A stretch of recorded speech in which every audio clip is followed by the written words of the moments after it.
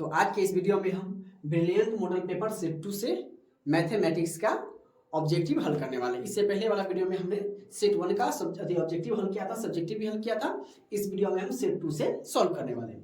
तो पहला number question देखिए, कह रहा है कि 234 के अभाज्य गुणनखंड में 3 का घात क्या, मतलब 3 का घात 3 कितना बार आया है। तो चलिए सबसे पहले हम 234 का क्या निकाल लेते हैं, अभाज्य गुणनखंड कर लेते हैं। 234 क्लियर है, तो 234 इसका हम अभाज्य गुणन 2 से लगाएंगे, 2 एकम 2, 2 एकम 2, इसमें क्या 2 सते 14, ठीक है। 3 से लगाएंगे हम, 3 तिहाई 9, 2 इसमें क्या 3 नमा 27, फिर 3 से लगाएंगे 3 एकम 3, 3 तिहाई नहीं कटेगा, यानी 234। देखिए 234 बराबर हम क्या लिखेंगे, 2 गुने के 3 गुने के 3 गुने के 13, यानी 2 गुने के 3 क्या वो है 2, यानी 3 पे पावर 2 गुने के 13। तो हमें 3 का घात पूछ रहा है, तो 3 का घात क्या है 2 है, तो यानी ऑप्शन नंबर सी क्या हो जाएगा हमारा, करेक्ट हो जाएगा। क्लियर है चीजें। अब देखिए आगे करा है कि निम्न में कौन परिमेय संख्या है। आप लोग जानते हैं कि परिमेय संख्या किसको कहते हैं, जो रूट में न हो, अर्थात जिसे हम p/q के रूप में p/q के फॉर्म में लिख सकते हैं, और q नॉट इक्वल टू 0, मतलब एक भी 0 होगा, एक भी परिमेय संख्या होगा, 0 भी परिमेय संख्या होगा, लेकिन 1/0 हो गया तो वो परिमेय संख्या नहीं होगा। ऊपर में 0 होना चाहिए, नीचे में 0 नहीं होना चाहिए। इसे कहता कि q नॉट इक्वल टू 0 होना चाहिए। क्लियर है, रूट में नहीं होना चाहिए। आप देखिए कहिएगा सर ये रूट में है, ये भी नहीं होगा, सर जी ये भी रूट में है, ये भी नहीं होगा, ये भी रूट में है, सर जी ये भी नहीं होगा, ये भी रूट में है, ये भी नहीं होगा, तो सर जी ये होगा कि ये होगा। अब बताइए। अब देखिए आपको एक बात याद रखना है, इसमें इस दोनों में बच्चे अक्सर कंफ्यूज हो जाते हैं। इसमें इसको आप कहिए सर जी रूट में है, ये वो तो रूट में नहीं, इसमें कहिए सर जी ये रूट में, वो भी। अब देखिए याद क्या रखना है आपको कि अगर अपरिमेय संख्या को हम अगर अपरिमेय संख्या के साथ गुना करेंगे तो वो परिमेय संख्या में बदल जाएगा। सपोज कीजिए कि √3 क्या है आपका अपरिमेय संख्या है, और √3 क्या है अपरिमेय संख्या, लेकिन √3 में √3 से गुना करेंगे तो क्या हो जाएगा आपका 3 हो जाएगा। यानी अपरिमेय संख्या में हम अगर अपरिमेय संख्या से गुना कर दे क्या हो जाएगा, परिमेय संख्या होगा। अब देखो उसी प्रकार से अगर अपरिमेय संख्या में अगर हम परिमेय संख्या को घटाएंगे तो वो अपरिमेय संख्या होगा, और अपरिमेय में हम परिमेय को जोड़ेंगे तो भी क्या होगा, वो अपरिमेय संख्या होगा। अब देखिए ये भाग में तो √2 से √2 खत्म हो जाएगा, यानी 2 हो जाएगा, यानी आप कह सकते हैं सर जी बी होगा। आप कहिएगा कि सर जी क्यों नहीं होगा, तो अपरिमेय संख्या में अगर हम परिमेय संख्या जोड़ते हैं तो हमें कौन सी संख्या प्राप्त होगी, अपरिमेय संख्या, इसलिए ये नहीं होगा और ये होगा। क्यों, रूट में होने के बावजूद भी नहीं, ये भाग में तो √2 से √2 कैंसिल हो गया और 2 बच गया, तो 2 क्या है कि परिमेय संख्या, इसको हम p/q के रूप में लिख सकते हैं। क्लियर है चीजें यहां तक। चलिए अब हम आगे की ओर बढ़ते हैं।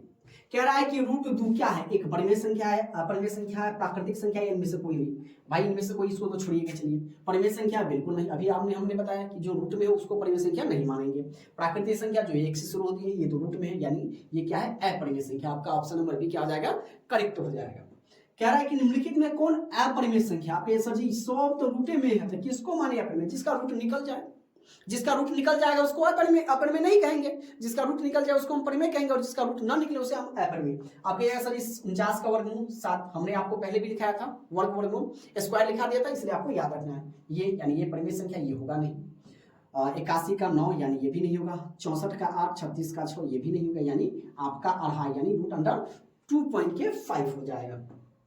कह रहा है कि 3/2 गुने के 5 के प्रसार में दशमलव कितने अंक बाद आएगा। चलिए इसको हम कर लेते हैं। तो 3 5 गुना कितना हो जाएगा 10, इसको भाग लगाइए, तो 3 में हम 10 से भागना आपके सर जी कैसे रहेगा, तो 0.03। आप देखिए कितने संख्या के बाद है, तो 0 पहली संख्या, यानी एक संख्या के बाद क्या है इसका दशमलव है, तो एक संख्या यानी ऑप्शन नंबर बी क्या होगा आपका, कनेक्ट हो जाएगा। बिल्कुल सिंपल से, बस हमें क्या करना है, कंटेंट को समझना है और उस हिसाब से आपको प्रैक्टिस करनी है, एकदम आपको मैथ आ जाएगा। क्लियर है चीजें यहां तक।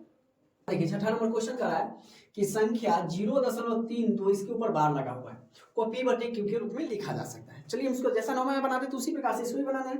अब देखिए क्या लिख सकते हैं, 0.32 2 पे बार लगा, मतलब 2 आ रहा है, इसको हम लोग क्या मान लेते हैं, 1 मान लेते हैं। कितना संख्या पर बार लगा हुआ है, एक संख्या पर, तो दोनों तरफ x बराबर लिख लेंगे। दोनों तरफ 10 से गुना करने पर 10x बराबर ये आपका हो जाएगा, 10 से गुना करेंगे तो 3.2 ये हो जाएगा 2। अब लिखेंगे 2 में से 3 घटाने पर, तो हम लोग कैसे करते थे, दूसरा लिखते थे 10x बराबर के 3.2 और ये लिखते थे x बराबर के 0 के क्या 3.2 हो जाएगा। चलिए 2 से 2 खत्म, इसमें से हासिल लेंगे तो 11 में से 3 गया तो आपका हो जाएगा 8 दशमलव, ये आपका बच जाएगा 2 बराबर, ये 10 में से गया तो 9x, x बराबर करेंगे तो 28 2.8/9। हमें क्या करना है मेरे प्यारे दोस्तों, दोनों तरफ 10 से गुना कर देना है। क्लियर है चीज, यहां तक क्लियर है। यहाँ पर देखिए थोड़ा घटाव मिस्टेक हो गया, ठीक है, इधर 12 हो जाएगा, 12 में से 3 गया तो 9 3 12, ये 2, तो ये आपका हो जाएगा 2 दशमलव हटाने के लिए हम 10 से भी नीचे से गुना करेंगे और 10 से गुना करेंगे तो ये आपका हो जाएगा 29 और बटे के 9 दाएं के 90, तो 29 बटा के 90 कहाँ है, तो आपका ये सर ऑप्शन नंबर बी में है, तो आपका ऑप्शन नंबर बी क्या हो जाएगा, करेक्ट हो जाएगा। क्लियर, आगे बढ़ते, कह रहा है किस निम्नलिखित में किसका दशमलव प्रचार शांत है। आप लोग जाने एक चीज जान रहे होंगे, 2 पे पावर m गुने 5 पे पावर m के रूप में जो आ गया ये क्या होता है, शांत होता है, और इसके रूप में नहीं आता उसको हम लोग अशांत कहते हैं। अब देखिए इसको हम लोग क्या लिख सकते हैं, 2 8 को क्या लिख सकते हैं, 2 पे पावर 3, इसको हम लोग क्या लिख सकते हैं, 2 तिया 6 5 तिया 15 यानी 2/5, और ये नहीं लिख सकते, इसको भी नहीं लिख सकते। अब देखिए इसमें सवाल गलती कर दे, ऑप्शन ये भी आपका परिमेय है अति शांत है और ये भी आपका अशांत है, ठीक है, ये शांत नहीं क्योंकि इसको हम p इसके रूप में नहीं लिख सकते हैं, ठीक है, इसको दोनों को लिख सकते हैं, तो ये आपको कभी कभी बुक में गलती भी दे देता है, ठीक है, इसलिए इसका आपको ध्यान में रखना है, जो भी इसके रूप में आएगा, अगर बोर्ड एग्जाम में अगर ऐसा देता है तो जो बच्चे अगर गलती भी टिक लाते हैं उसको सभी को क्या दिया जाता है, सही मार्क्स दे दिया जाता है, ठीक है, तो कभी कभी ऐसा क्वेश्चन आपको कि बुक में मिल जाएगा कि दोनों रहेगा उसमें से चुनिएगा, तो आप देखिएगा कि इसका आंसर 1 है, जबकि इसको भी भाग लगाइएगा आप 15 में 6 से 0.0, तो 15 चौके 60, ये भी कट जाएगा यानी ये भी शांत है ना, और इसको भी आप भाग लगाइएगा 8 से 0.0, ये कितना हो जाएगा 8 3 24, ये आपका हो जाएगा 6, ये 8 3 24, ये आपका 0 हो जाएगा, 8 7 56, ये आपका हो जाएगा 4 0 8 5 40, यानी ये भी कट गया, तो आप इसे भी आसान तो नहीं कर सकते, ये भी शांत है, लेकिन ये दे दिया है, तो चलिए इसको छोड़ के चलते हैं, आगे बढ़िए। कह रहा है कि निम्नलिखित में से किसका दशमलव प्रचार अशांत है। अब देखिए ये बड़ा सिंपल है, अब इसको काट दीजिए 5 से, 5 तिया 15 5 8 40 यानी 80, तो 3 बटा के 80, अब 3 बटा 80 इसके रूप में है, देख लेते हैं हम, 80 का अभाज्य गुणनखंड निकालिए, 2 से 40 दुना 80, 2 से 20 दुना 40, 2 से 10 दुना 20, 2 से 2 पंचे 10, 2 पे पावर आ गया आपका कितना 4, तो 3 बटे 2 पे पावर 4 गुने 5 पे पावर 1, यानी ये है, ये आपका शांत हो जाएगा। 80 तो 70 तो नहीं कटेगा, 80 का हमने 2 पे पावर 4 गुने 5 पे पावर 1, ये भी इसके रूप में, यानी ये भी क्या है आपका शांत है। अब इसको देखिए 7 से इसको काटे, 2 से 2 7 14, और इसको काटिए 2 से, ये आपका 2 दुना 4 0, 200 यानी 7 बटे 200 को हम लोग क्या, इसका अभाज्य गुणनखंड निकाल दीजिए, 2 2 एकम 2, 2 से लिखेंगे 50, 2 से 25, और ये आपका हो जाएगा 5 से 25 यानी 2 पे पावर 3 गुने 5 पे पावर 2, यानी ये भी इसके रूप में, तो कौन इसके रूप में नहीं है, 13 बटा 21, 21 को हम लोग क्या लिखेंगे 11 का स्क्वायर, तो नहीं है, यानी ये आपका क्या हो जाएगा अशांत हो गया। क्लियर है, इसी प्रकार से हम ऐसे बनाएंगे, दशमलव आप भाग लगाते जाइएगा, तो ये 9वां में हम लोग बनाते थे भाग लगाने के, लेकिन 10वां में आपको ट्रिक है, फॉर्मूला है, इसके रूप में जो आ गया वो शांत है, और इसके अलावा ये अकेला रहा है फिर भी शांत, ये भी अकेला रहा है फिर भी शांत, ये दोनों साथ में आ गया फिर भी शांत, लेकिन इस दोनों के अलावा मान लिया जाए इसमें 3 आ गया, इसमें 7 आ गया, तो ये आपका क्या हो जाएगा अशांत हो जाएगा। क्लियर चीजें हैं।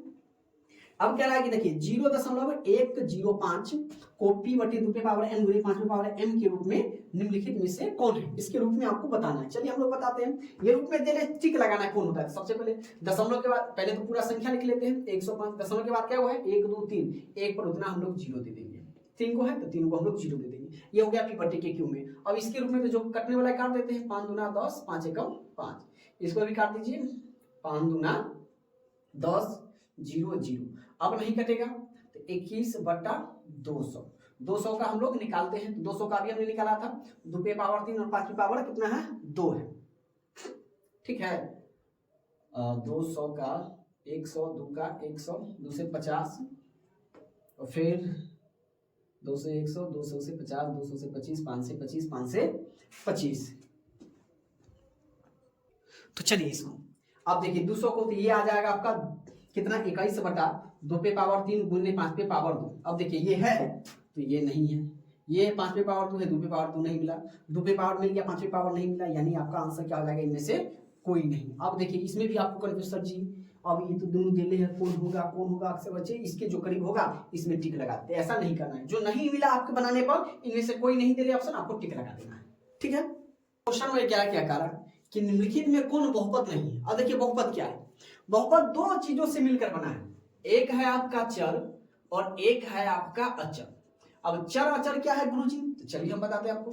देखिए चर हम क्या कहते हैं, चर ABCD को, ABC डॉट डॉट XYZ। जो चर रहता है जैसे 3x रहता है, 3y रहता है, 3ABCD जो भी रहता है उसको हम लोग क्या कहते हैं, चर कहते हैं। आप कहे सर ये गुरु जी ये अचर क्या है, तो अचर जो आपका है जो संख्या रहता है 1 2 3 चाहे वो माइनस में रहता है ना, इनफाइनाइट तक, कुछ माइनस में रहा है, प्लस में रहा है, बटा में रहता है, रूट में रहता है, ये सब आपका क्या हो जाएगा, अचर हो जाएगा।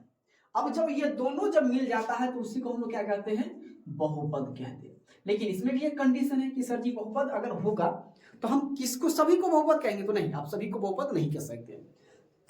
सभी को बहुपद तब कहिएगा, आप क्यों नहीं कह सकते सभी को बहुपद, तो आपको ये बात ध्यान में रखना है जो चर वाला है वो आपको रूट में नहीं रहना चाहिए, जैसे x हो गया ये नहीं होना चाहिए, ये इसका पावर -2 नहीं होना चाहिए, चर पे सिर्फ ये चर पर लागू होता है, ठीक है, ये कभी बटा में नहीं होना चाहिए। अगर ये तीनों को फॉलो कर रहा है तो वो बहुपद नहीं होगा, अगर ये तीनों को फॉलो नहीं कर रहा है तो वो बहुपद होगा। अब चलिए आप कहिए सर जी ये तो बटा में है, लेकिन देखिए x बटा में नहीं है, चर हमारा ऊपर में है यानी ये बहुपद में है। अब देखिए आप कहिए सर जी ये तो -x है, पावर माइनस की हमने बात कहा, पावर माइनस, ये माइनस में कोई फर्क नहीं पड़ेगा यानी ये भी बहुपद में है। अब देखिए पावर कुछ भी रहे, 3 रहे, 20 रहे, 40 रहे, कोई दिक्कत नहीं यानी ये भी बहुपद में है। अब देखिए ये अचर बटा में यानी ये बहुपद में नहीं है। चीज समझ में आ रही है? चलिए अब आगे देख लेते हैं। कह रहा है कि 2x² माइनस के 3x माइनस 5 का एक शून्यक, तो ये आपका क्या हो जाएगा 5 दूना 10, एक शून्यक हमसे पूछ रहा है तो हम लोग एक शून्यक निकाल देते हैं। क्लियर है चीजें यहाँ तक? चलिए इसको गुणनखंड विधि से बनाते हैं। 5 दूना 10, 5 में से 2 गया तो 3, तो हम निकल देते हैं इसको 2x² माइनस के 5x प्लस के 2x माइनस के 5 बराबर के 0। जब ये शून्य क्या आएगा बराबर में 0 रख देंगे, इसमें x कॉमन है 2x माइनस के 5, इसमें प्लस 1 कॉमन है 2x माइनस के 5 बराबर के 0, तो x प्लस के 1 इंटू 2x माइनस के 5 बराबर 0। द्विघात बहुपद में हमेशा बहुपद होगी संख्या 2 होगी, शून्यकों की संख्या। अब देखिए x प्लस 1 बराबर के 0, x बराबर -1, 2x माइनस के 5 बराबर 0, 2x बराबर के 5, x बराबर आपका हो जाएगा 5 बटे के 2। अब देखिए ये तो इसका ऑप्शन नहीं है यानी -1, तो एक शून्य हमसे पूछा है, 2 शून्य होंगे तो एक हमसे पूछा है यानी माइनस का 1 हमारा आ जाएगा, ये नहीं रहता तो ये हो जाता, कोई ना कोई आपको ऑप्शन में मिलेगा।